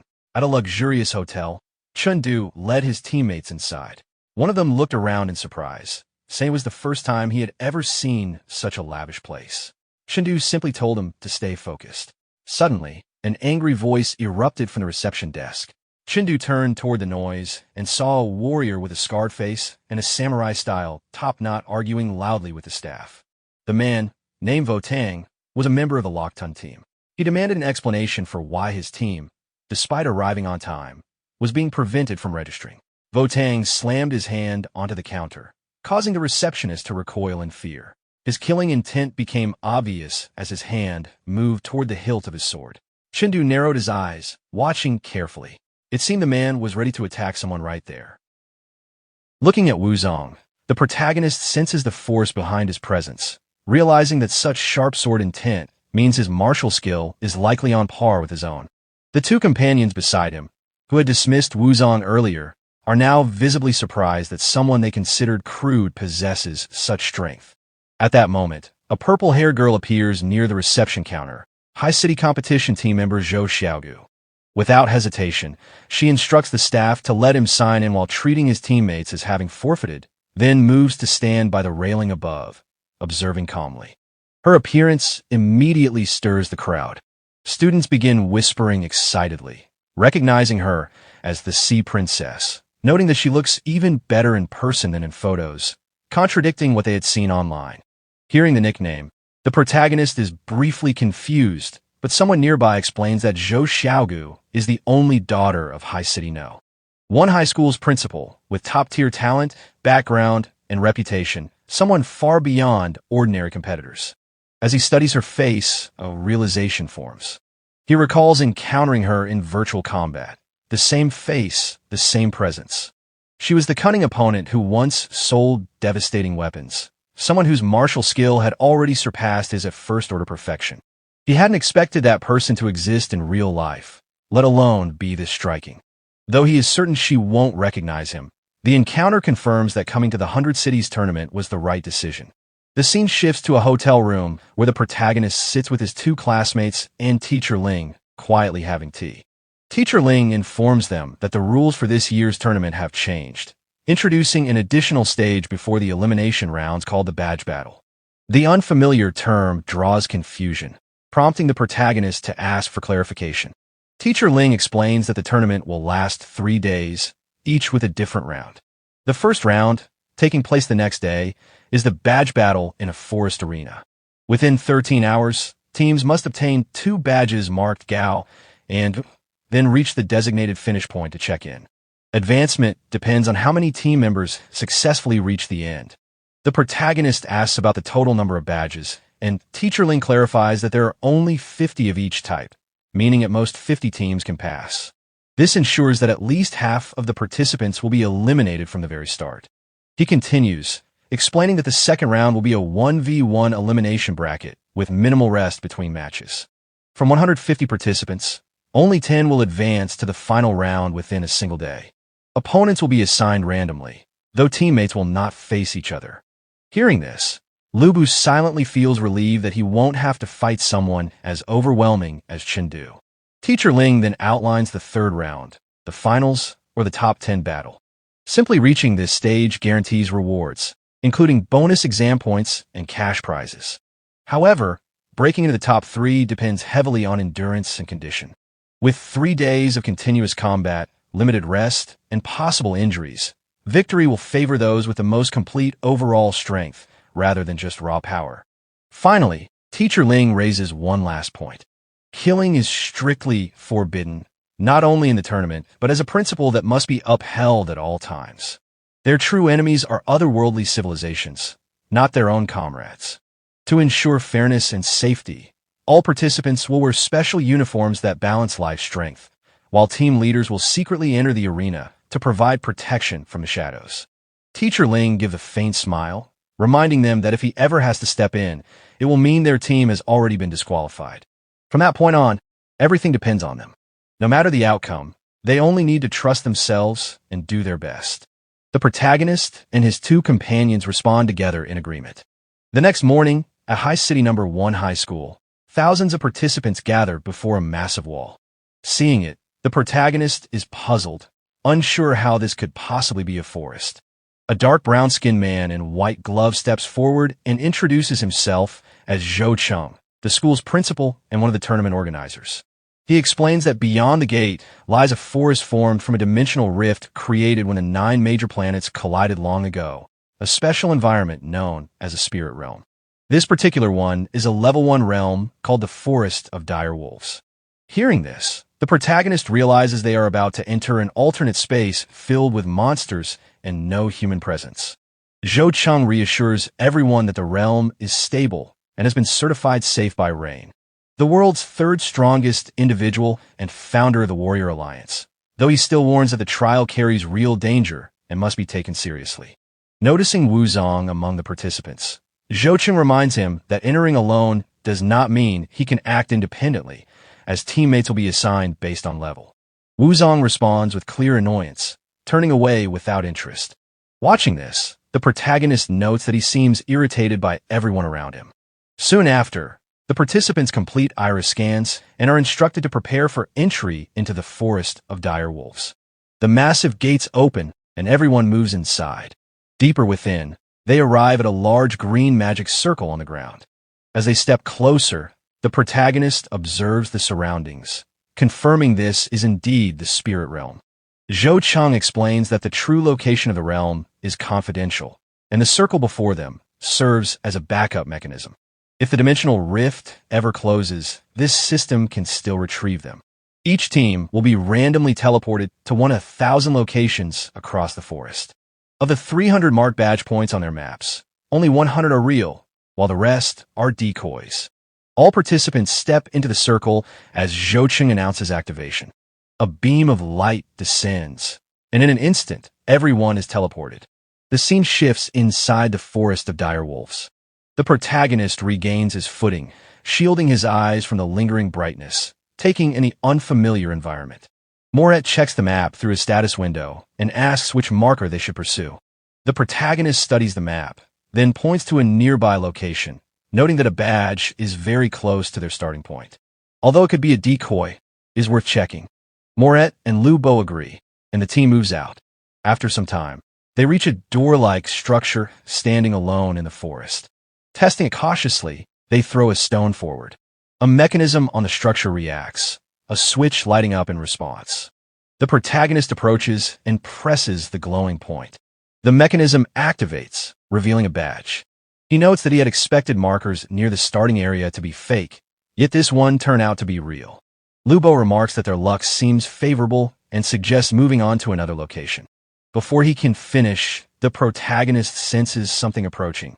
Reacting instantly, he grabs Lu Bo by the clothes and pulls him aside, warning him just as 2 arrows strike the ground where they had been standing moments earlier. A heavy voice breaks the silence, noting that they hadn't expected anyone to react faster than them. Hearing it, the protagonist immediately draws his sword. The Koen City team steps out from the forest, their leader, a gray-haired boy, pointing his weapon forward as he identifies them as the Liang City team and demands their badges, warning that refusal will mean elimination. The protagonist recognizes them as a team from a more developed city, where overall strength is typically higher, and understands the implication behind their confidence. The scene shifts briefly to the spectator area in the auditorium of High City Number 1 High School, where the live broadcast shows multiple teams already encountering each other. Spectators remark on how quickly clashes have begun, noting that it has barely been 10 minutes since entry, likely due to nearby starting points and overlapping targets. Among the audience, Chao Yan, an old acquaintance of the protagonist's principal, casually mocks him, joking that he might as well prepare return tickets for his students. The principal, watching the screen, realizes with concern that they have run into Chao Yan's school in the very first round. Back in the forest, the protagonist faces the opposing team with his sword drawn, questioning whether they truly believe they can eliminate his group. The Koen City leader insists they should hand over the badges without resistance. The protagonist answers with a faint smile, challenging the assumption that a larger city automatically produces stronger fighters. The leader tightens his grip on his spear and declares that strength lies in the individual, introducing himself as Li Yuan, someone determined to become Kuan City's Spear King. With that, he steps forward to attack. The protagonist's companions react angrily and prepare to engage, but he calmly stops them, choosing to handle the fight alone as he steps ahead. All three members of the Kuan City team advance together, attacking simultaneously with their spears. The protagonist meets their assault head-on, blocking all three strikes at once with his sword without giving ground. Li Yuan is visibly surprised that their combined attack fails to push him back, especially since everyone's life intensity has been equalized. He increases the force behind his spear, pressing harder. The protagonist remains steady, holding his position as he gauges their strength. He assesses that Li Yuan's martial skill is near the peak of the high stage, explaining his confidence, while the other two lag far behind. In the next moment, he senses a shift and recognizes the presence of level 9 mental power attachment. The protagonist swings his blade, releasing a powerful burst of force that drives all three members of the Kuan City team backward. The sudden impact unsettles their leader. Without pause, he follows with the flowing light sword art, first stance, painting the ground as a prison. A surge of blue energy erupts from his strike, lifting all three opponents into the air and hurling them into the trees behind. They hit hard, groaning in pain, while the two weaker members collapse unconscious. Li Yuan lands on his feet, shaken but still standing. He realizes the weight and force behind the sword exceed his expectations, far surpassing what he can match with his spear. Frustration builds as he questions how much strength the opponent truly possesses. Still unwilling to accept defeat, he rises again and prepares to continue. The protagonist steps forward, intending to finish the fight by taking down the strongest opponent first. Just as he moves in, his sword is stopped mid-motion, caught effortlessly between two fingers. A black-haired teacher stands before him, calmly acknowledging the strength of the strike. Li Yuan protests, insisting he can still fight, but the teacher gestures toward his unconscious teammates and points out that the earlier attack had already surpassed a threshold of level 7 UFS intensity. Even if Li Yuan had blocked the first strike, he would not have withstood another. The outcome is already decided. As he observes the protagonist, the teacher silently notes that his talent surpasses even Li Yuan's and that he will become someone significant in the future. Before leaving, he remarks that he looks forward to seeing him in the finals. After the teacher departs, Li Yuan calls out, asking for the protagonist's name. Though he rarely acknowledges others, he admits this is an exception. The protagonist replies simply that his name will be the one standing at first place the day after tomorrow. The scene shifts to the auditorium of High City No. 1 High School, where a large audience watches the live broadcast. The protagonist's principal, now relaxed, jokes with Chao Yin about booking return tickets, reversing the earlier exchange. Nearby, Mayor Chu comments on how many participants have already reached first-order perfection this year, noting at least 4 such individuals, including the student from Liang City. His companion corrects him, saying the count is still 3. In the crowd, some spectators notice that the Liang City team appears to have already secured a badge, but confusion arises when they begin moving toward the exit marker after obtaining only one. From an outside perspective, it seems like a mistake that could lead to elimination. Back in the forest, Lu Bo reacts in shock, while Moret questions whether the protagonist intends to confront Wuzong directly at this stage. The protagonist explains that obtaining 2 badges is not difficult for him, but his goal is not just to advance, it is to win the championship. While first place represents prestige for others like Wuzong, for him, it is about the prize money he urgently needs. He lays out the situation clearly. The seeded contenders include Zhou Xiaogu and O Zhongtian from High City, along with Wuzong from Lu City. With 2 top-tier fighters, the High City team is too strong to confront directly. However, if they eliminate Wuzong now, their chances improve significantly. Lu Bo questions whether this would only benefit the High City team by removing a major rival. The protagonist corrects him, explaining that if Wuzong remains, he himself might not even reach the top 3. He reasons that all of them could advance to the second round, but teammates will not face each other there. Since High City is hosting, matchups are unlikely to favor him against Wuzong. Instead, Whoever survives between them would likely have to face two high city members consecutively in the finals. He concludes by asking whether it is realistically possible to defeat 3 fighters at first-order perfection across 2 days of continuous combat. Moret realizes why the protagonist is so focused on confronting Wuzong at this stage. Lu Bo questions whether this approach is essentially a form of underhanded manipulation. The protagonist admits that the plan carries risk and may seem unfair to them, as he cannot guarantee victory against Wuzong. Failure would mean elimination in the first round. Lu Bo responds that they are fully aware of their own limits and are simply here to participate, while Moret asks how they can even locate Wuzong. As they move forward, the protagonist explains that with Wuzong's arrogance and strength, he will inevitably head toward areas with the highest concentration of badge markers to seize them quickly. Their plan is to intercept him on the route leading toward the exit where such markers are most densely clustered. Continuing deeper into the forest, they reach a cliff and notice another team below engaged in battle with a wolf. Observing from above, the protagonist is struck by the creature's appearance. He recognizes it as a BB wolf, a monster he had only seen in the crystal space, which is not recorded in humanity's documented monster records. This leads him to consider that the creatures from that space may actually originate from spirit realms like this one. Below, a gray-haired girl from the struggling team curses Wuzong, blaming him for their situation. The wolf suddenly launches a fierce attack, severely injuring her teammates. One of them urges her to run, but she stumbles and falls before she can escape. As the wolf closes in, a flash of blue light cuts through the scene. The protagonist appears in front of her and kills the wolf instantly with a single strike, splitting it apart. Startled, she mistakes him for a teacher for a moment. He instead asks directly if they have seen Wuzong. Meanwhile, Moret helps one of the injured team members stand. The injured student explains that after finding their first marked location empty, they encountered Wuzong fighting multiple monsters at once. They had intended to retreat as instructed, but were targeted by the wolf and forced into this situation. The protagonist asks for Wuzong's location, and the injured student points out the direction. Looking that way, he recalls that there are no badge markers in that area. The inconsistency suggests something unusual, but it also implies that Wuzong may have already expended significant stamina. Recognizing this as a rare opportunity, he decides to move immediately.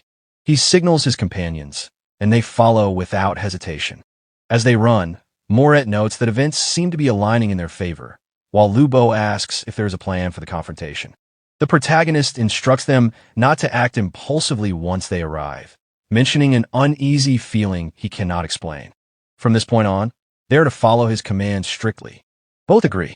They continue deeper into the forest toward the indicated direction and eventually arrive at an area known as the Forest Wolf Woods. After running for a long time without encountering Wuzong, Lu Bo begins to question whether they have gone the wrong way. At that moment, the protagonist senses something off. He stops, looks around, and realizes the situation. They have been led into a trap. Suddenly, numerous giant wolves emerge from all directions, surrounding the 3 of them as they close in. Lu Bo panics, calling out to Chen, while Moret, equally shaken, asks what those creatures are. The protagonist steadies himself and quickly analyzes the situation. What the injured team said was only partially true. They did encounter Wuzong, but the direction they provided was false. They were likely lured here after spotting the badges, intending to use these wolves to eliminate them and later collect the rewards. Lu Bo, counting their enemies, realizes there are 20 wolves. This is clearly a den. Moret remarks on the tactic, recognizing it as a deliberate setup. Drawing his sword, the protagonist compares them to the wolves he had seen before. Though fewer in number than the crystal space, their life intensity here is noticeably higher. He tightens his grip and gives clear instructions. They must avoid bleeding at all costs, as these wolves become frenzied at the sight of blood. Their primary attacks come from the spikes along their claws, so those must be watched carefully. Without hesitation, he moves first, launching himself toward a wolf and striking it down with force. The scene shifts to the auditorium of High City No. 1 High School, where the audience watches the unfolding battle. Spectators quickly conclude that the Liang City team has wandered straight into a wolf den and assume they will be eliminated despite their earlier success. Some note that facing 20 native wolves is beyond most teams, suggesting that only someone like Zhou Xiaogu from High City could handle such a situation. The protagonist's principal grows concerned, uncertain whether his students can survive the first round. Another principal remarks that it seems their journey may end here. Mayor Chu asks Zhou Cheng for his assessment, and the response is direct: their chances are less than 10%. Surprised, the mayor questions such a low estimate. Zhou Cheng explains that the badge battle was designed to expose these talented students to real danger. While cities may appear safe and prosperous, the outside world is overrun by monsters. This trial forces future martial artists to confront that reality. When asked whether avoiding wolf dens is possible, Zhou Cheng clarifies that badges are intentionally placed behind areas that appear safe but are actually guarded by such threats. Anyone blindly following navigation paths will inevitably pass through them. Encountering a few wolves is manageable, but the Liang City team has been particularly unlucky to face a medium-sized den of 20. The mayor acknowledges this and wonders about the High City team's chances. Zhou Cheng expresses confidence, noting that with Zhou Xiaogu and Chu Zhongtian, even a large wolf den would not stop them. Back in the forest, the protagonist has already cut down one wolf in a single strike. Standing firm, he deliberately draws the attention of the remaining pack, provoking them to focus on him. As multiple wolves charge, he recognizes that this is the opportunity he needs. By drawing most of the attacks onto himself, he reduces the pressure on his teammates. As long as the wolves do not enter a berserk state, the other two should be able to hold their ground. Lu Bo calls out to him during the fight, while Moret urges Lu Bo to quickly finish their opponents so they can support him. Lu Bo agrees, dividing their targets between them. Meanwhile, the protagonist continues his assault. Using the second stance of the flowing light sword art, golden plums ringing to the heavens, he cleaves another wolf cleanly in two. With his blade charged, he leaps into the air and strikes again, cutting down another. Without slowing, he transitions into the third stance, breeze in the forest, delivering a rapid series of precise strikes that tear through another wolf, breaking it apart piece by piece. At that moment, three wolves leap in from behind. The protagonist reacts instantly, using the fourth form of the flowing light sword art, piercing azure dragons, cutting them down in a single swing. He steadies himself, recalling that he has fought these creatures countless times in the crystal space. Their habits, movements, and coordination are already familiar to him. Suddenly, he senses something off and turns toward Moret. Moret, struggling under pressure, realizes he is becoming the weak point of the team despite always being the top-ranked. Assessing the battlefield, the protagonist notes that most of the wolves possess life strength around level 5, with the strongest nearing level 6.5. While he can exert power equivalent to level 7, their positioning prevents him from acting freely. Lu Bo is barely holding off three wolves and cannot assist Moret. The margin is small, his speed and strength fall just short.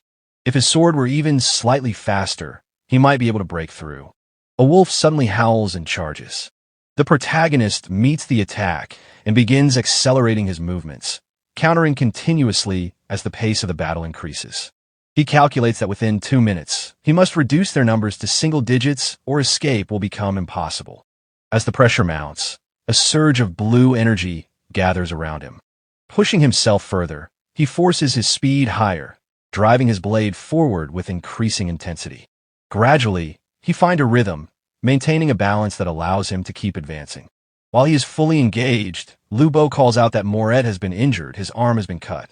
Moret stands unsteady, holding his arm, apologizing as his voice trembles. Recognizing the danger, the protagonist immediately warns them that the wolves are about to enter a berserk state and orders them to run. They hesitate, but at that moment, one of the wolves releases a surge of crimson energy and rushes toward Moret. Before it can reach him, the protagonist closes the distance in an instant, striking downward and driving his sword through the wolf's head, slamming it into the ground. He then makes his decision clear. He will stay behind and hold them off alone. With teacher Ling Yun nearby, he knows he will not be left to die, and this is the only way the others can still advance.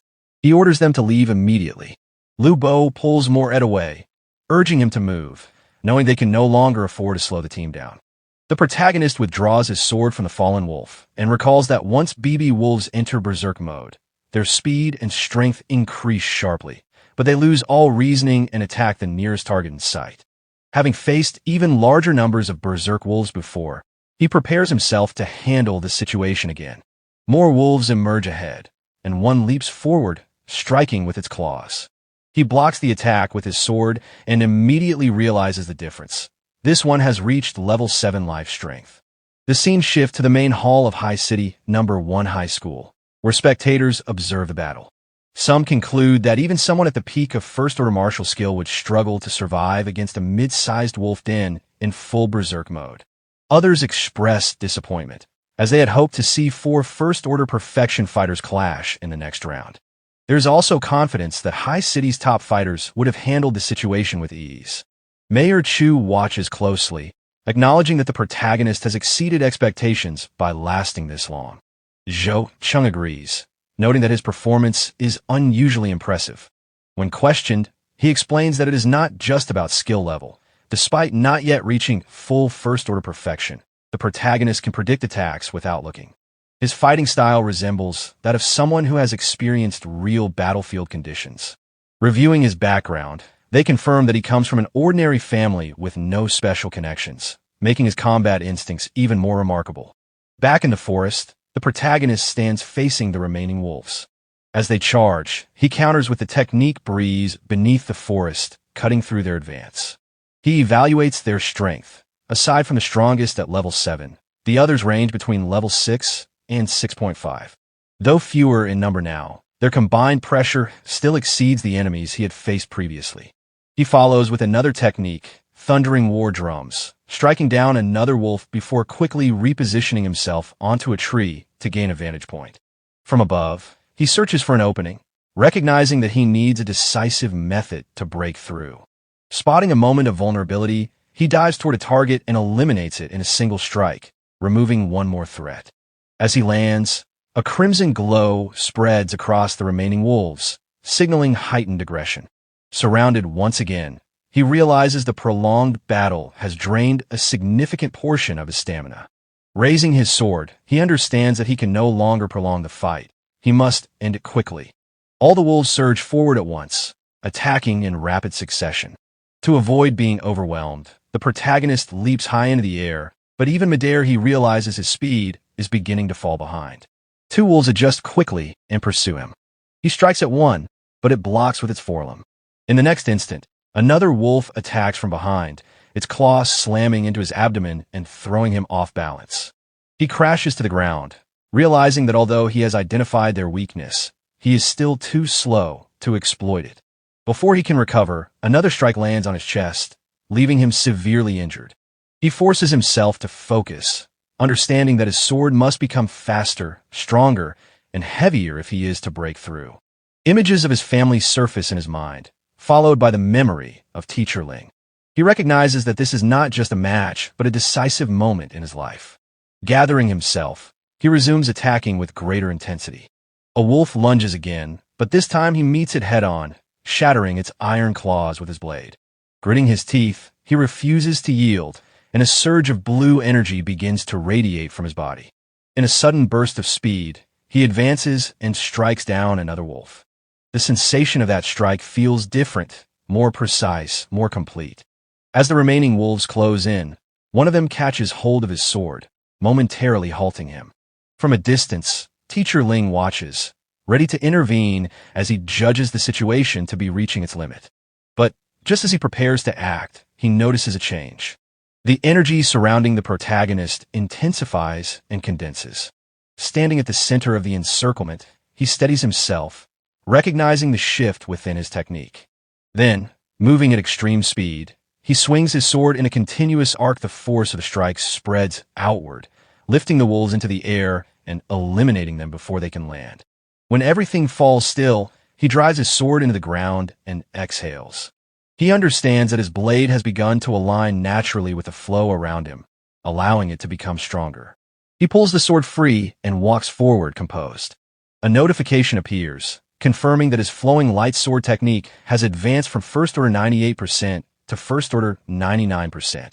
The scene shifts to the main hall auditorium of High City Number 1 High School. The principal of Kuan City is visibly surprised that Chen managed to break through his martial skill level in the middle of such a battle. The protagonist principal confirms that his level has now reached First Order 99%, matching their top students.